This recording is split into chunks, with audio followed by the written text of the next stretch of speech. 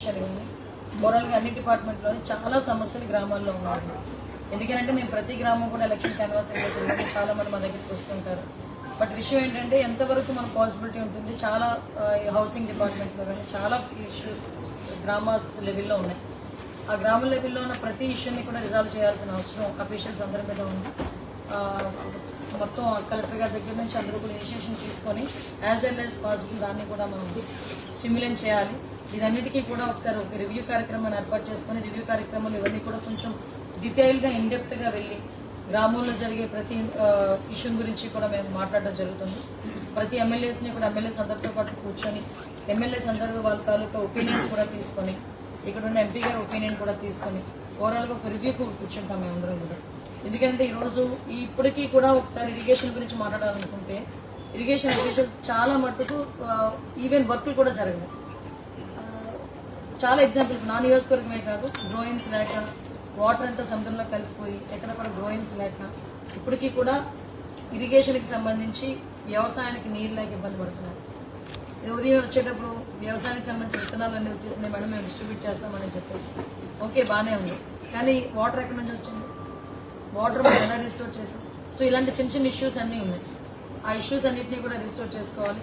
ఒకటేంటంటే first day నుంచే మేమైతే చాలా క్లియర్గా అఫీషియల్స్ అందరితో పాటు కోఆపరేటివ్గా వెళ్దామనే ఉద్దేశంతోనే మేము ఉన్నాం. అదేవిధంగా అఫీషియల్స్ అందరూ కూడా మాతో కోఆపరేటివ్గా ఉండాలని కోరుకుంటున్నాం.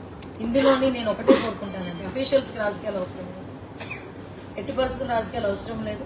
కాబట్టి గవర్నమెంట్కి అనుగుణంగా మీ పని మీరు చేసుకుంటే అందరికీ కూడా ఇబ్బంది ఉండదు అన్నదైతే నా దృక్పథం. దాన్ని బేస్ చేసుకుని మేము అందరం కూడా ముందుకెళ్తాం. అట్ ద సేమ్ టైం చాలామంది పోలీస్ వ్యవస్థకు సంబంధించి కూడా మనం చూసుకుంటే గంజాయి స్మగ్లింగ్ అన్నది చాలా హెవీగా జరుగుతుంది. ముఖ్యంగా గంజాయి రాష్ట్రంలో ఎక్కడైనా దొరికింది అంటే దానికి మూలం ఎక్కడ దొరుకుతుంది అంటే మళ్ళీ మన విశాఖ జిల్లా వైపు వేరు చూపించే పరిస్థితి వచ్చింది. ఈరోజు అరకు పాడేరు నుంచి కానీ నర్సీపట్నం నుంచి కానీ గంజాయి అన్నది ఎక్కువగా రవాణా అవుతుంది అన్నది చాలా ఎక్కువగా జరుగుతుంది. సో దాని మీద మేజర్గా రేపు పొద్దున్న మేము బాధ్యతలు తీసుకున్న తర్వాత కూడా ఎస్పీ గారి దగ్గర నుంచి ఐజీలతో డిఐజీలతో అందరితో కూడా కూర్చొని దాని మీద ఒక స్పెషల్ డ్రైవ్ కూడా ఏర్పాటు చేసుకుని వాళ్ళకి ఒక టాస్క్ ఇచ్చి దాన్ని కూడా కంట్రోల్ చేసే పరిస్థితికి తీసుకురావాలని మేము అనుకుంటున్నాం. అన్ని స్టిమ్యులేట్ అవుతాయి, కాకపోతే నేను ఒకటే కోరుకుంటున్నా, కొంత టైం ఇవ్వండి, బ్రీతింగ్ స్పేస్ ఇవ్వండి. అన్నీ కూడా ఒక 15 days to 1 month అన్నీ కూడా స్ట్రీమ్లైన్లోకి వస్తాయి డెఫినెట్గా. డిపార్ట్మెంట్ వాళ్ళు కూడా అందరూ కూడా సహకరించాలి. ఒకటి మాత్రం చెప్తున్నానండి, మళ్ళీ చెప్తున్నా, ఇంతకు ముందులాగా ఎవరో ఫోన్ చేస్తే కేసు పెట్టమండి, ఎవరో ఫోన్ చేస్తే కౌంటర్ కేసు పెట్టమండి, ఇవన్నీ వద్దు. చూద్దాం, అన్నీ కూడా స్టిమ్యులేట్ చేసుకుని ఒకటి జాగ్రత్తగా చేసుకుందాం. దానికి పత్రికా విలేకరులుగా మీరు కానీ ఎవరైనా అందరూ కూడా సహకరించండి. మీకు కూడా ఒకటి చెప్తున్నా, ఎక్కడో ఏదో సోషల్ మీడియాలో 1,00,000 రాస్తుంటాడు. నేను సీఎం రమేష్ గారు కూడా అదే చెప్పారు, 1,00,000 రాస్తుంటారు సోషల్ మీడియాలో. అవన్నీ నిజం అనుకుని మీరు మాత్రం పేపర్లో అయిపోయింది. ఒక్కసారి మమ్మల్ని ఒకసారి చెక్ చేసుకోండి, రీచెక్ చేసుకోండి ఒకసారి. ఎందుకంటే మళ్ళీ ఇంకొకటి కూడా చెప్తున్నానండి, పోలీస్ డిపార్ట్మెంట్ వాళ్ళకి కూడా ఈ సోషల్ మీడియాకి సంబంధించి ఇష్యూస్ని ఎలా టేకప్ చేయాలి అంటే సోషల్ మీడియాలో కొంచెం అబ్యూజింగ్ వర్డ్స్తో చాలామంది పెడుతూ ఉంటారు, వాటి మీద కూడా ఎలా చేయాలన్నది నేను తర్వాత రివ్యూస్ అన్ని మాట్లాడుకున్న తర్వాత మీకు ఒకసారి డిస్కస్ చేస్తాను. మేడం, మహిళలకు సంబంధించి ఎలాంటి ఉత్తరాంధ్రకు సంబంధించి ఎలాంటి చర్యలు తీసుకోబోతున్నారు మహిళలకు వచ్చినటువంటి చట్టాల మీద? యాక్చువల్గా దిశ చట్టం అని చెప్పారు. ఆ దిశ చట్టం అసలు చట్టమే లేదన్న సంగతి లాస్ట్ డీజీపీ కూడా మనకు చెప్పడం జరిగింది. హోమ్ మినిస్టర్ కూడా లాస్ట్లో ఒప్పుకున్నారు, ఆవిడ కూడా ఒప్పుకున్నారు. దిశ అన్నది చట్టబద్ధత కల్పించలేదు అని.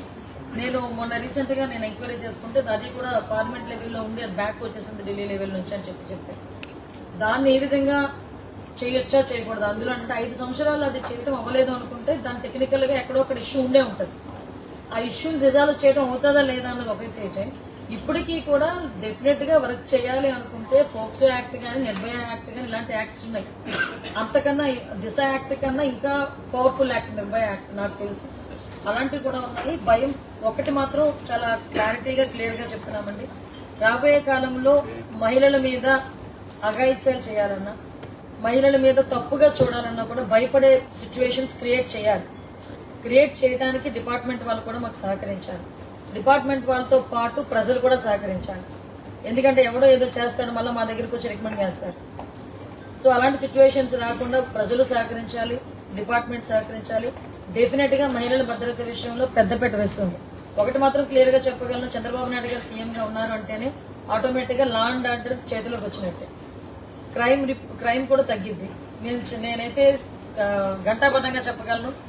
వీలైతే ఛాలెంజ్ అనుకోండి, మళ్ళా క్రైమ్ రిపోర్ట్ ఇప్పుడు నేషనల్ క్రైమ్ రిపోర్ట్ ఇప్పుడు ఎంతవరకు ఉందో దానికి ఇంకా తగ్గుతుందే తప్పించి ఎట్టి పరిస్థితులు తగ్గింది చంద్రబాబు నాయుడు గారి హయాంలో. లాస్ట్ టైం చూసుకుంటే క్రైమ్ రిపోర్ట్స్ మేము అందరూ కూడా నేషనల్ క్రైమ్ రిపోర్ట్స్ చూసుకున్నా కూడా మహిళలు మిస్సింగ్ కేసు నాకు మొన్న నేను ఇంకా జస్ట్ ప్రమాణ స్వీకారం చేసి నాకు అలాట్ చేశారు అంతే, హోమ్ డిపార్ట్మెంట్ అలాట్ చేశారు. చాలా ఫోన్లు వచ్చినాయి నాకు, మెసేజ్లు. నిజంగా నేను ఆ వాట్సాప్ చూస్తే కనుక ఒకసారి కూర్చొని మొత్తం చూడాలి. బేసికల్గా ఒక అతను యుఎస్ లో ఉంటాడు, వాళ్ళ అమ్మాయి తప్పిపోయింది వైజాగ్ లో, కేసు పెట్టాము, ఈ రోజు వరకు కేసు మాకు ఫైల్ చేయలేదు అని చెప్పారు. అంటే మే 14th సంథింగ్ ఎప్పుడు అమ్మాయి మిస్ అయిందని చెప్పి డేట్ కూడా చెప్పారు. అంటే అలాంటి కేసులు అతను ఒక మాట అన్నాడు నాతో, మా అమ్మాయి బతికిందో చనిపోయిందో మాకు తెలియదండి, కానీ మా అమ్మాయి పరిస్థితి వేరే అమ్మాయికి రాకూడదు, కొంచెం దాని మీద యాక్షన్ తీసుకోండి మేడం అని చెప్పి తను అక్కడ నుంచి నాకు ఫోన్ చేశారు. సో నేను ఒకసారి రేపు మళ్ళీ తర్వాత కూడా కేసు డీటెయిల్స్ కూడా ఇచ్చేవి, నేను డెఫినెట్ గా అక్కడ సిపి గారితో ఒకసారి మాట్లాడతాను. అంటే ఇలాంటి సిచ్యువేషన్స్ ఉన్నాయని చెప్పడానికి ఒక ఎగ్జాంపుల్ చెప్తాను. సో డెఫినెట్ గా మేము దాని మీద చర్యలు తీసుకుంటాం. 30,000 మంది డెఫినెట్ గా ఉంటుందండి. ఎందుకంటే కొన్ని సందర్భాల్లో చాలా కేసులు ఈ రోజు వరకు కూడా మూతపడిపోయినాయి. అంటే పొలిటికల్ ప్రెషర్ అవనండి, వాట్ ఎవర్ ఇట్ మేబీ, చాలా కేసులు ఇప్పటి వరకు కూడా మూతపడిపోయినాయి. 30,000 మంది అంటే ఏదో వేగ్ గా చెప్పడం కాదండి. నేను నేషనల్ క్రైమ్ రిపోర్ట్ చదివిన తర్వాతనే నేను కూడా ఆ రోజు కూడా ప్రెస్ మీట్ పెట్టడం జరిగింది. కొంతమేరకు మిస్సింగ్ కేసులు అయితే చాలా ఎక్కువగా జరిగినాయి, అఘాయిత్యాలు జరిగినాయి. ఓవరాల్ గా ఒక రోజుకి 8 సంఘటనలు జరిగేటట్టుగా యావరేజ్ కూడా జరిగింది. సో అవన్నీ కూడా తగ్గుతాయని నేను అన్ను, తగ్గాలి అంటున్నానంటే 80% తగ్గాలని.